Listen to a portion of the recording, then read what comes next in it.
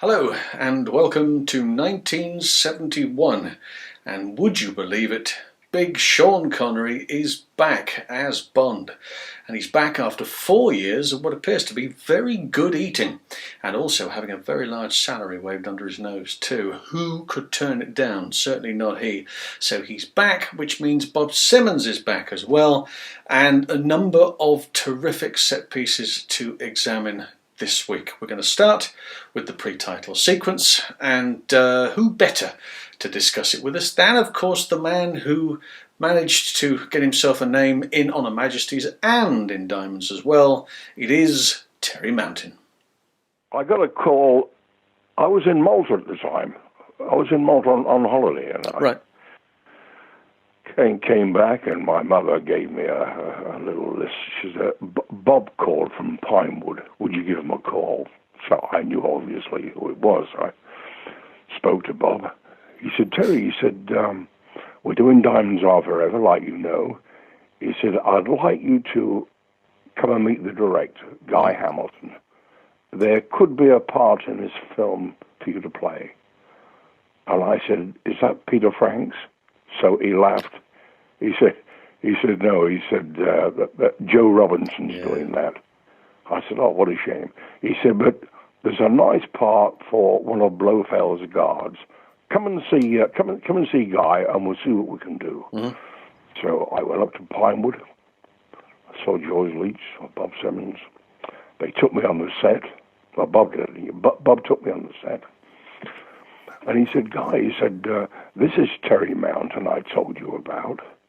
He said he did very well with Peter, and I think he's ideal for one of Blofeld's guards in the laboratory. Right.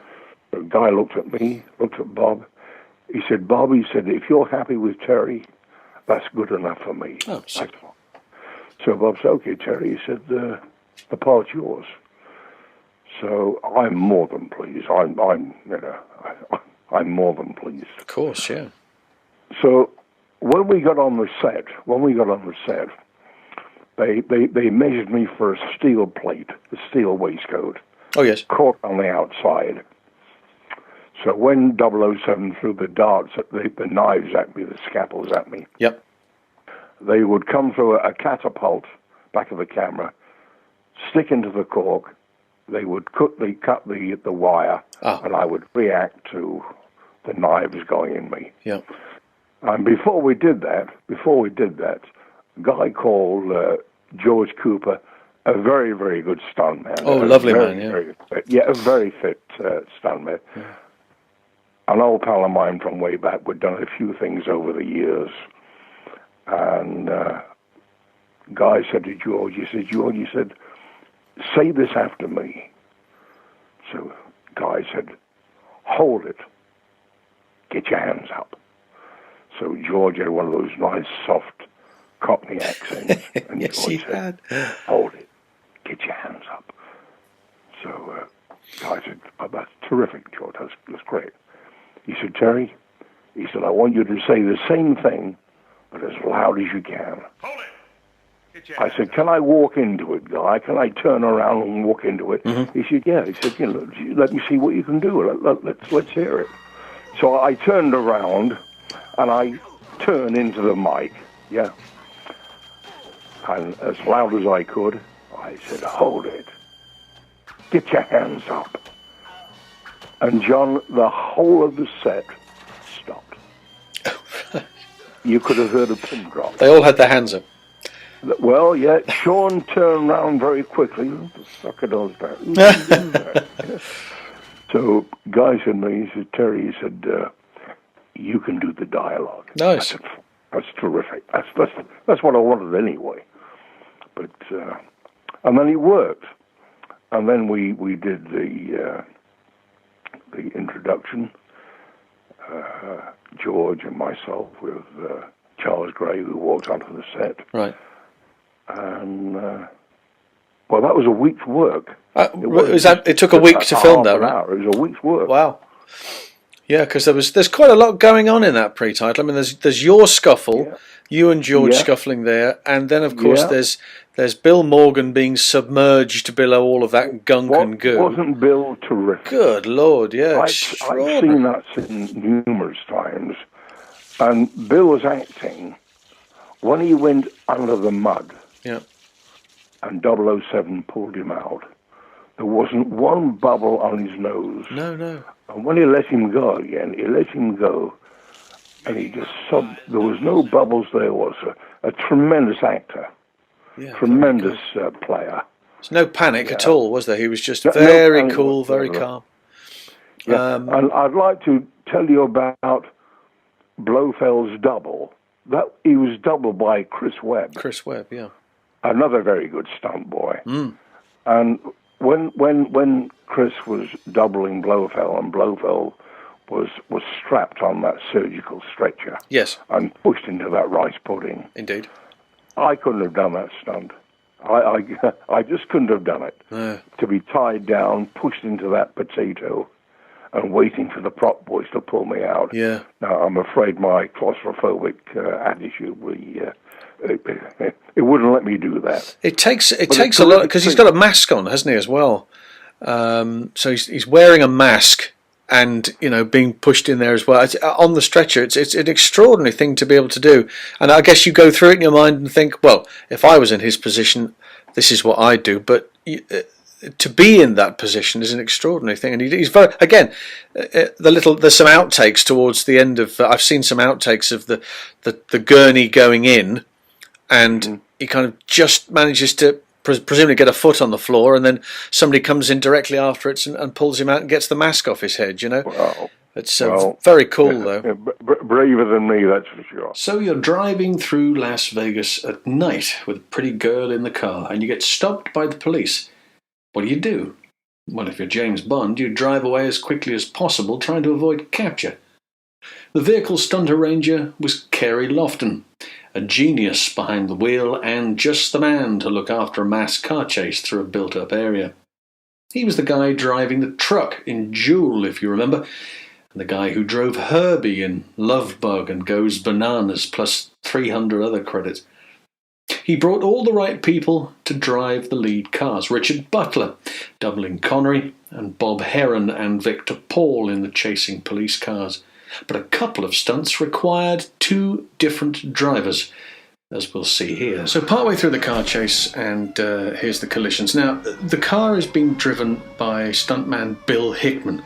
Bill Hickman, you may remember from Bullet. He was the car that Steve McQueen was chasing. Primarily, he's been asked to do this because he's the only one who's put his hand up and said, I'll do it. And it's really clever, too. Look, he's got to come over the top of the ramp, and he's just got to clip the cars on the way past. He's not landing in it, and there's no ramp at the end of that. He's just delicately doing it. And then he's asked to do it again, for real, where he lands right in the middle of it. And then, of course, we've got the alleyway sequence, which, of course, has probably gone down in history now, for that bizarre little thing in the middle. This is stuntman Buzz Bundy, and I'm using the outtake footage here, which is why the colour looks peculiar. So he turns up and he says, right, here I go, and he comes in, lean over, up he goes, and there he goes beautifully. That's his wife, incidentally, Bobby, who's next to him. Darling, come with me, let's go out for the evening. We're going to put the car on two wheels. So he goes through the alleyway, and Kerry Lofton, who's driving the police car, turns it over. Well, what about coming out? Well, he wasn't asked to. He was only asked to drive in. When they did get round to filming the scene, Buzz wasn't available, so they managed to get hold of a French stunt driving team. Now, their top man, Henri Gauguin, did drive out onto the street on the same set of wheels that Buzz had gone in, but only after 24 hours of intensive practice. But by the time they'd gotten round to shooting this scene, the streets were full of people who stopped to watch. What made the shot unusable. So they left it another day or so, and then let Henri drive out on the other set of wheels, the passenger side. Also, bear in mind that as rule of thumb, when you see a car on two wheels, if the driver, if it's a left-hand side vehicle, a left-hand drive vehicle, and the driver is in the air, it is an American driver. That's often the situation. And subsequently, as we found in this particular sequence here, if the stunt driver is on the ground and the wheels are up, it's a French stunt driver. They have a physical bias and natural ability. Makes it easier for them to do it that way. They prefer to drive. French drivers prefer to drive with the driving wheels down and the rest of the car up, as opposed to the American guys who like to be up in the air and the passenger side down. Well, Buzz will now tell you all about it. Actually, Diamonds Are Forever, going through that alley. They built the alley for me, and it was 6 foot wide. And they asked me if I could, you know, go through it. And I believe I could, without touching either side. And so I did. I went through it, and then they couldn't believe it. And matter of fact, the producer, Albert Broccoli, he said to me, he said, "You think you can do that again?" I said, "Why not?" And so I just went through it again, and he was amazed. And it went very good. Yeah. Well, when you're up on two wheels, driver's side up, you're only driving with one hand, so you have to hold yourself up with your other hand. Now, the old cars used to have a wing window, which you could grab a hold of and hold you from falling over in the seat, because you only use a lap belt. So I've made this little handhold and different ones for different cars, just something to hold on to. But it's what I call a pacifier. We all remember the Bambi and Thumper sequence, where Bond is looking for Willard White. Well, for many years, I've had a theory about that fight. Bambi. Lola Larson plays Bambi, although originally stuntwoman Donna Garrett was cast. It wasn't clear why until I studied the footage again. Trina Parks plays Thumper, and has for many years told us that she did all of her own stunt work. I'm inclined to believe that what she means by this is fight work, not stunt work. The two major stunts for her character are when she somersaults around the room and when she dives into the pool. On both of these occasions she is doubled, but very obviously by a white stunt double. Originally she was to be doubled by Peaches Jones, a prominent black stunt performer who'd worked extensively through the late 60s on projects like the Mod Squad, but for various reasons she didn't attend the shoot, and stuntwoman Patty Elder was brought in. Now, Patty had already doubled Lana Wood, being thrown into the pool that Mark Lawrence didn't know was down there, remember? But what Patty Elder had in experience, she didn't have the gymnastic ability to pull off what was required. But Donna Garrett did. So, in the film, you see Trina Parks fight Sean Connery. When she's seen somersaulting around the room, it's actually Donna Garrett. And when she dives into the pool, that's Donna Garrett too.